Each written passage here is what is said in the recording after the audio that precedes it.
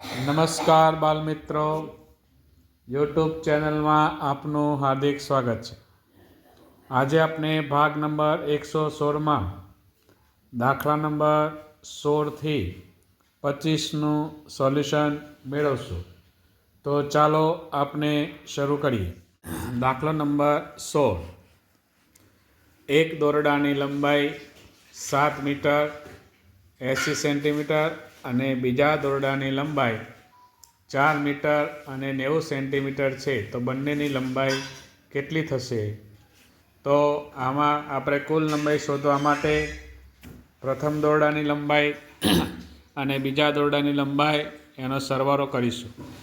સરવાળો કરતી વખતે આપણે મીટર અને સેન્ટીમીટર બંનેનું આવી રીતે અલગ અલગ કોલમ પાડીને આપણે સરવાળો કરીશું.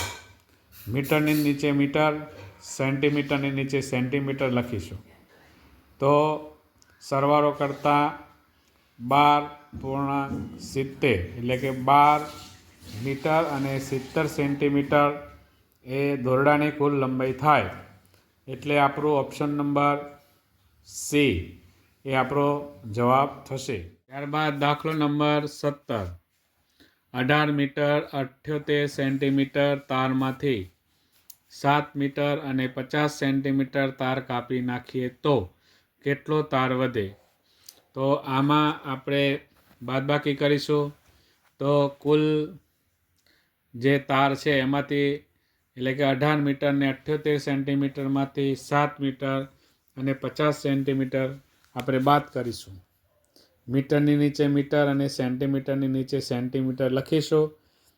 હવે બાદબાકી કરતાં આપણને જવાબ મળશે 11 મીટર અને 28 સેન્ટીમીટર આટલો તાર બાકી રહેશે. એટલે કે આપણો ઓપ્શન નંબર એ 11 મીટર અને 28 સેન્ટીમીટર આપણો જવાબ આવશે. ત્યારબાદ દાખલો નંબર 18. દિયોદરની પૂર્વ 7 કિલોમીટર ને 200 મીટર અંતરે ભેસાણ ગામ આવેલું છે, જ્યારે તેની પશ્ચિમે 13 કિલોમીટર અને 870 મીટર અંતરે રૈયા ગામ આવેલું છે. તો ભેસાણ અને રૈયા વચ્ચેનું અંતર શોધો. તો આ શોધવા માટે સૌપ્રથમ આપણે જોઈએ તો આપણે દિશા જોઈને આપણે નક્કી કરીએ કે એનું અંતર કેટલું હશે. અહીંયા પૂર્વ એટલે કે દિયોદરની પૂર્વ, આ દિયોદર છે, દિયોદરની પૂર્વે એટલે કે આ સાઈડ ભેસાણ આવેલું છે. તે કેટલું દૂર છે? તો 7 કિલોમીટર અને 200 મીટર. તેવી જ રીતે પશ્ચિમે 13 કિલોમીટર અને 870 મીટર રૈયા ગામ, એટલે દિયોદરથી 13 કિલોમીટર અને 870 મીટર રૈયા ગામ. અને હવે આપણે શું શોધવાનું છે? તો કે ભેસાણ અને રૈયા વચ્ચેનું અંતર. તો ભેસાણ આ છેડે છે અને રૈયા આ છેડે છે. તો આપણે દિયોદરથી પૂર્વનું અને દિયોદરથી પશ્ચિમ બંને અંતરનો સરવાળો કરીશું અને જે સરવાળો આવે તે ભેસાણ અને રૈયા વચ્ચેનું અંતર થશે. તો સરવાળો કરવાથી આપણને મળશે 21 કિલોમીટર અને 70 મીટર. તો આપણો ઓપ્શન નંબર સી એ આપણો સાચો જવાબ આવશે. ત્યારબાદ દાખલો નંબર 19. એક ફ્રોક બનાવવા માટે 1 મીટર અને 50 સેન્ટીમીટર કાપડ વપરાય તો 8 ફ્રોક બનાવવા માટે કુલ કેટલું કાપડ જોઈએ? તો આમાં આપણે એક ફ્રોક માટેનો અહીંયા આપેલું છે કે 1 મીટર અને 50 સેન્ટીમીટર કાપડ જોઈએ. તો 8 ફ્રોક બનાવવા માટે શોધવા માટે શું કરીશું? તો કે ગુણાકાર આપણે કરીશું. તો 1 મીટર અને 50 સેન્ટીમીટર ગુણ્યા 8 કરીએ તો આવી રીતે એનો ગુણાકાર થશે. 1 મીટર અને 50 સેમી એટલે 150 સેન્ટીમીટર છેદમાં આપણે 8 ગુણ્યા 150 છેદમાં 1 એટલે અહીંયા આપણે એને 100 એટલા માટે મૂકીશું કે એકમ દશક 100 એના 100 આવશે એટલે 1 મીંડું ગયું, 2 પંચા 10 અને 5 તેરી 15, 2 ચોક 8 એટલે કે 12 મીટર કાપડ 8 ફ્રોક બનાવવા માટે જોઈશે. ત્યારબાદ દાખલો નંબર 20, બસે 1 કલાકમાં 52 કિલોમીટર અને 250 મીટર અંતર કાપે તો 4 કલાકમાં કેટલું અંતર કપાય? તો 1 કલાકમાં કાપેલું અંતર છે 52.250 મીટર અને આપણે 4 કલાકમાં શોધવું હોય તો એને 4 વડે આપણે ગુણાકાર કરીશું. અહીંયા 1000 એટલા માટે મૂક્યા, એકમ દશક 100 અને 1000 એ મૂક્યા પછી આપણે એનો છેદ ઉડાડીશું. છેદ 25 ચોક 100 અને 25 209 ગુણ્યા 25 કરીએ તો 5225 થાય. તો 209 કિલોમીટર 4 કલાકમાં અંતર કાપ્યું છે એટલે આપણો ઓપ્શન નંબર બી એ સાચો જવાબ આવશે. બાદ દાખલો નંબર 21, 16 કિલોમીટર 800 મીટર લાંબા રસ્તાના 4 ભાગ કરીએ તો દરેક ભાગની લંબાઈ શોધો. તો આમાં આપણે ભાગાકાર કરીશું કે કોનો? તો કે 16 કિલોમીટર અને 800 મીટર અને ભાગ્યા